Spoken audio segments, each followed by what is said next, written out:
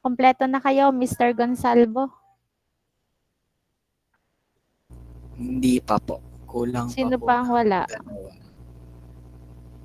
Saglit lang po. Okay, so habang hinihintay natin yung kulang, Mr. Adonai, taga saan ikaw?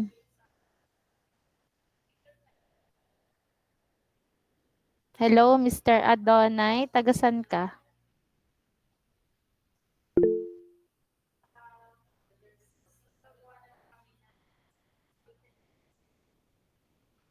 Saan ka naninirahan ngayon? Imposible namang uwian ka, ano?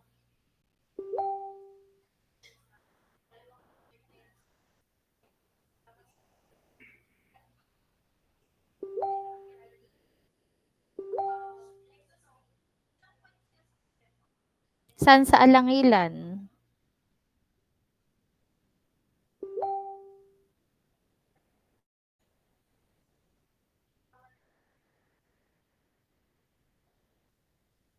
Okay. So, malapit ito sa Golden Country. Ano? Ikaw, Miss Seda, taga saan ka? Taga San Luis po. Pero, uwian ka? Hindi po, nagdo-dorm po. Saan? Sa may Universe 1 po. Ano po, every other week po umuuwi. Esplana. Tagalago daw po. Anak, yung ang sasabihin niyo sa akin kung saan kayo naninirahan ngayon, ha? Yung kayo ay napasok na ngayon, ano? Mr. Esplana. Taga Laguna po pero nagdo-dorm po sa Kumintang. Every other week din po nauwi. Aguila. Palogme. Taga Batangas po, ma'am. Saan sa Ambulang Batangas po. City? Ambulang po. Sevilla. Taga Golden Tantrums po. Ha? Sa GCH po. Mismong taga Golden Country ka? Ah, taga Mindoro po. Nag-dorm po sa GCH. Malabanan. Taga Agoncillo po, ma'am. Uwian din. Opo, uwian po. Okay, so siguro nagtataka kayo kung bakit ko kayo tinanong kung mga taga saan kayo. Ano po, kahapon po ay nagpunta dito sa faculty room ang inyong leader. Ako po ay hindi basta magdedesisyon ano sa kung ano yung napag-usapan namin kahapon. Ang gusto ko po ay kayo ay aking makausap. Kaya kayo ay aking minute. Naintindihan ka po ninyo yon 2205 group number 2. Opo. Okay. So, ang concern ng inyong leader, wala daw siyang problema sa inyo kapag daw kayo ay nagbibigay ng information or data para doon sa inyong pananaliksik. Pero, ang pinaka-problema ninyo, hindi agad niya makontak ang bawat isa sa inyo, lalo't higit sa oras ng pasahan. Tama nga, diga, Mr. Gonzalvo? Parang ganun po, ma'am. Gano'n na nga ang nangyari. Ano po, kaya hindi kayo nakapasa noong nakaraang Friday. Ano, sa deadline ng ating first reading. At para po sa inyong kaalaman, yun po ay may bawas na puntos. Ano, ang akin lang group number 2 ay ganito. Kung kayo po ay pare-parehong nagmula sa malalayo pong lugar, kayo naman po ay magkapaan kung sino yung pinakamalapit. Batay naman po sa aking naririnig, meron naman pong mga nagdo-dorm mismo dito sa Golden Country. Ibig sabihin, malapit kayo kumpara sa manggagaling pa ng Lipa, manggagaling pa ng Ambulong, manggagaling pa ng Ilihan. Ano, walking distance o sasakay lamang kayo ng tricycle. Ma'am, wala po kami nung week na yon. Kami po ay walang F to F, ganito. Pero hindi nyo ba naisip na yung week na yon, ang araw o linggo na kayo ay magpapasa ng first reading? Ibig sabihin, aware naman kayo na kayo ay magpapasa ng first reading. Bakit kayo nagsiuwi ng inyong mga bahay? Eh, alam nyo kayo ay magpapa-first reading noon. Diga po, naiintindihan ko po ang aking punto doon. Yung week na yon, yung odd week na yon, kahit wala ang iba ninyong professor, pero yung week na yon, yun yung week na kayo ay face to face. At yun yung week na inilagay ko ang inyong first reading at pagpapa-validate ng questionnaire. Diga po, group number 2. Eh, ang aking ipinagtataka ay bakit kayong mga nag-uwian, tapos ngayon ay walang magpapa-check. Hindi puwedeng mag-intayan iyon. Kung gusto niyo po na mabuo at magkameron ng final examination at final project, you will sacrifice. Hindi lahat pumapabor sa inyo. Eh, lalo na kung ang ibinigay kong date ay even week, ay di lalo nang hindi kayo nakapagpa-check. Dahil ang mga rason ay even week, online class kayo. Ay kaya nga itinapat natin ang Adweek para tumapat na kayo ay F to F. Nakukuha ga po ninyo ang punto ko? Nakukuha Opo. po ba? So, lahat po kayo ay mag-adjust. Ini-adjust ko na nga po ang inyong schedule na tatapat na kayo'y Adweek lahat. O di kayo'y mag-adjust din para makapagpasa kayo on time. Yun ga po ang gusto ninyo. May -5 ang inyong papel. Dahil hindi kayo nakapasa on time, may -5 pati questionnaire ninyo. Eh di -10 na ang papel ninyo, ay yun ay over 100, di na 90 points lang natitira. Dahil lamang sa simpleng hindi pagpapasa ng gano'n. Ano, ako'y hindi po nagagalit, kayo lang po ay kinakailangang matuto at paalalahanan. Ano, ang inyo pong ginagawang pananaliksik ay hindi basta requirements lamang. Kung wala ang pananaliksik na ito, hindi nyo matatapos ang Phil 102. Dahil dalawa po ang mamarkahan sa pananaliksik. Una, 100 points para po sa inyong project. Next, 50 points para sa defense na nakapokus pa rin sa pananaliksik. Ayun ay inyong finals. So kung hindi kayo kakaisa diyan, dalawa po ang maapektuhan, which is your final examination and your project. Nagkakaintindihan ka po tayo. Hindi po maaaring kayo ay magaling lamang magbigay ng content. Dapat marunong din kayong kumapa ng inyong kapwa kagrupo. Kung sino yung pinakamalapit, kung sino yung mas may kakayahan na makapagpasa, pumunta po.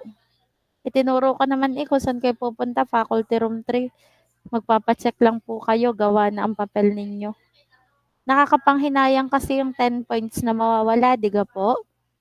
Kung nakapagpasa kayo ng Friday na iyon. Tama ba? Group number 2? Opo. O, ano ngayon natutunan ninyo sa inyong ginawang iyon, Mr. Esplana? Ano po, parang magbigayan po ganun. Magbigayan ng Yung sa grupo namin, parang yung magbigayan po kami ng kunwari oras po sa isa't isa, ganun po. oras daw sa isa't isa. Miss Seda, Ano po, kailangan po ng cooperation ng bawat isa, hindi lang po sa paggagawa ng content. tama. Ano, Mr. Adonai?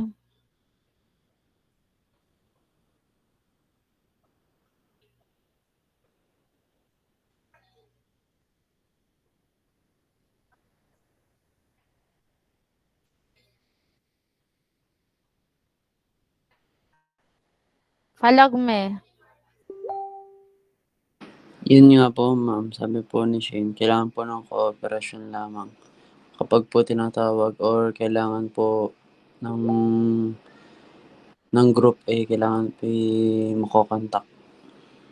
Oh, alam niyo na ngayon. Ano, yung akin ay paalaala at warning laang at bawat karanasan ng isang tao or grupo na nagtutulong-tulong sa pagsasagawa ng isang project or isang final examination, hindi lamang yon kapag kayo ay as a group, kailangan hindi iisa, dadalawa ang nag-a-adjust. Dapat lahat kayo ay nag-a-adjust. Maaaring wala kayong problema sa paggawa ng content. May problema naman kayo sa pagpapacheck. Paano pa rin yung checkan? Di parang wala din yung content. Ano? And lesson learned, sayang yung 10 points. Ano po, kapag kayo ay hindi nakapagpa-check on time ng second reading ninyo and may bawas din po iyon next week. Nagkakaintindihan tayo, group number 2? Opo. Okay. Yes po. Last concern is your questionnaire. Tama, Mr. Gonsalvo. Na-edit ba ninyo yon? Apo. Na-edit na? Po namin, ma'am. Na-edit na? Apo. Papasa kay Mr. Barola nung draft na ibinigay ko sa iyo. Kahapon nga. Ay, nung Tuesday. Basta, yung draft na ibinigay ko sa iyo nung ako ay nung magpa-check ikaw. And then, Mr. Barola pasend sa akin. Then, paki-share nung edited na copy ng inyong questionnaire para ma-check ko at makapag-administer na. Ma'am, ano pong draft ang isa-send? Picture po kada page? Ay, kada ano po? Yung picture nung may sulat kamay ko, yung draft na binigay ko. May draft Okay ba po. akong binigay Yun lang. sa'yo? Anak, ano? Mr. Gonsalvo. Oo. Opo.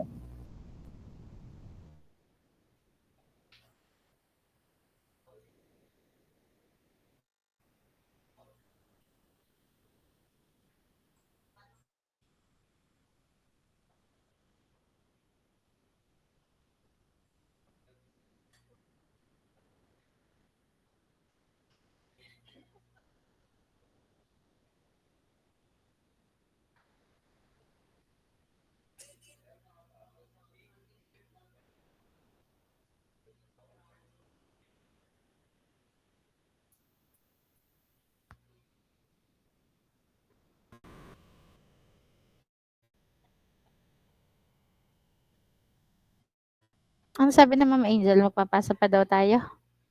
Ha? Ng panibago? Bukod? O magpapasa pa daw ng panibago? Ha? Ano sabi?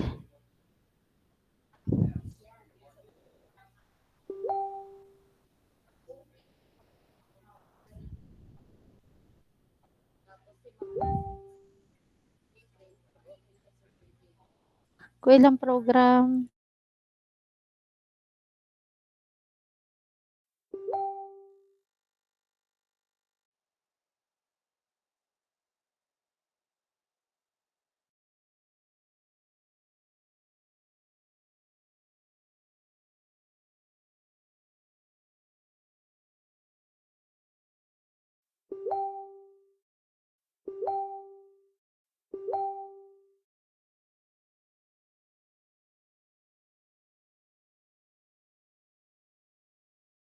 Mr. Gonsalvo, yung inyong ipinasa na ano,